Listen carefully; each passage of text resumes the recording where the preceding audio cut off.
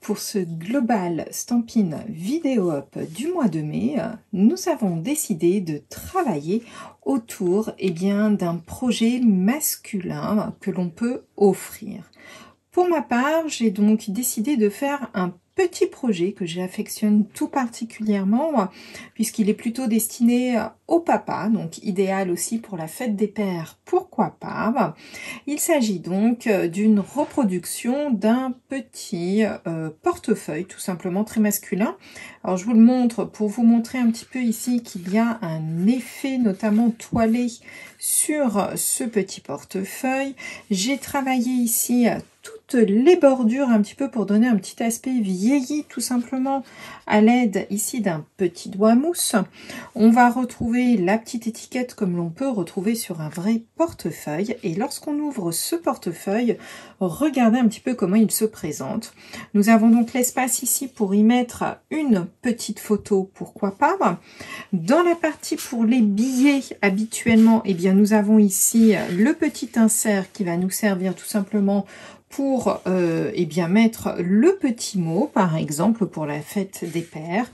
Et dans ce petit insert-ci, si vous le souhaitez, vous pourrez tout simplement y mettre, pourquoi pas, un petit bon cadeau, un petit bon d'achat si vous ne savez pas quoi offrir. Regardez, ça fera notamment du plus bel effet. Alors, je vais vous montrer, vous allez voir que ce petit projet est très simple à réaliser. Je vais vous montrer comment le réaliser ensemble. C'est parti! Pour la base de notre projet, nous allons avoir besoin d'une feuille de papier qui va faire 25,4 cm sur 18,4 cm. Je vous remets comme d'habitude toutes les informations là juste en dessous pour que vous voyez à la fois en centimètres ou en pouces l'ensemble des mesures. Donc 25,4 par 18,4. Nous allons ensuite marquer différents plis. Sur la longueur de 25,4, c'est très simple. Nous allons marquer un pli tout simplement au milieu, à savoir à 12,7, comme ceci. Et sur la petite longueur de 18,4, nous allons faire un pli tout simplement à 10,8 cm, comme ceci sur toute la hauteur. Nous allons donc obtenir ce quadrillage-ci.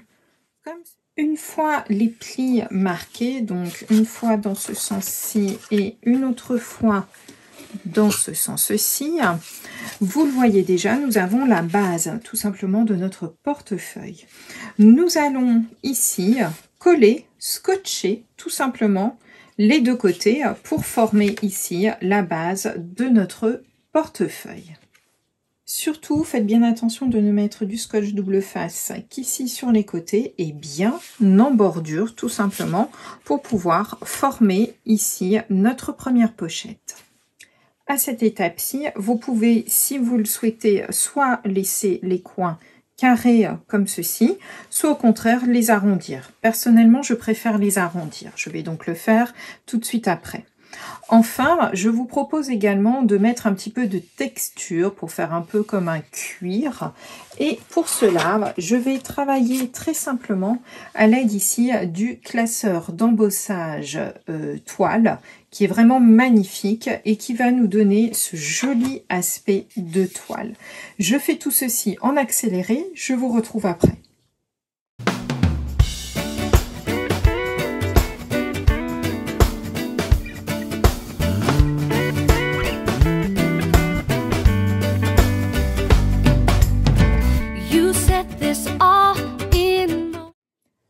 À cette étape-ci, si vous le souhaitez, je vous propose de patiner un petit peu votre portefeuille comme j'ai pu le faire ici et ici sur vraiment les bordures comme s'il avait un petit peu vécu.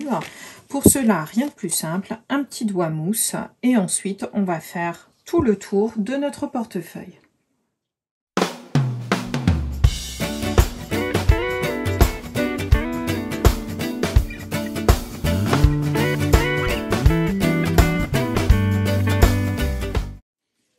Voilà, nous avons donc notre petit portefeuille qui commence tout simplement à vieillir, à se patiner un petit peu comme si c'était un réel petit portefeuille. Quand on le glisse dans une poche, au fur et à mesure, le cuir se patine. Je vous propose maintenant, si vous le souhaitez, de faire éventuellement les petits motifs de surpiqûre dès à présent, ici, sur le tour de votre portefeuille en cuir. Petite astuce à ce sujet, je vous conseille vraiment de marquer ici, si vous le souhaitez, vos traits à l'aide donc d'un petit crayon blanc, vraiment après avoir fait l'embossage. Pourquoi? Tout simplement, si vous le faites avant l'embossage, eh bien vous allez vous retrouver avec des traits qui vont être déformés par l'embossage et du coup ça fera moins un effet de fausse couture. Donc toujours le faire après l'embossage. Pour réaliser maintenant les deux petits inserts supplémentaires, il vous faudra donc 2 morceaux de papier que vous pouvez inverser si vous le souhaitez, pourquoi pas. En ce qui concerne ici l'insert dans lequel nous allons faire ensuite un trou au centre pour y placer la photo, celui-ci va faire 10,8 par 6,3 cm. Et vous allez ensuite les vider, comme j'ai pu le faire là, à 1 cm de chacun des bords. D'accord ? Pour le second ici, qui va nous servir à glisser, pourquoi pas, un petit bon d'achat, un petit bon cadeau, il va vous falloir un morceau de papier qui fait également 10,8 cm par 5,1 cm. J'évide celui-ci à 1 cm des bords et je vous retrouve tout de suite après. Voilà, j'ai donc ici évidé à 1 cm des bords mon petit rectangle. Vous pouvez le garder pour faire une petite étiquette. Nous avons besoin ici de cette partie-ci. 2 possibilités pour vous ensuite. Soit vous vous contentez de ceci, vous ne mettez pas de papier supplémentaire et vous glisserez votre photo à l'intérieur.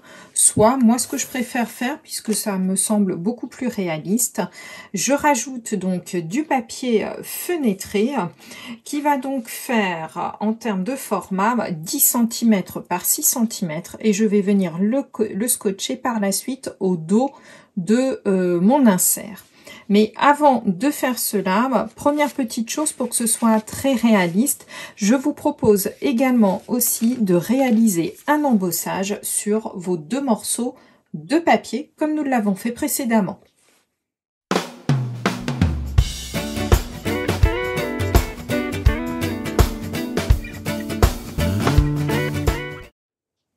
Voilà, j'ai donc collé ici mon papier fenêtré au dos donc de ma petite fenêtre.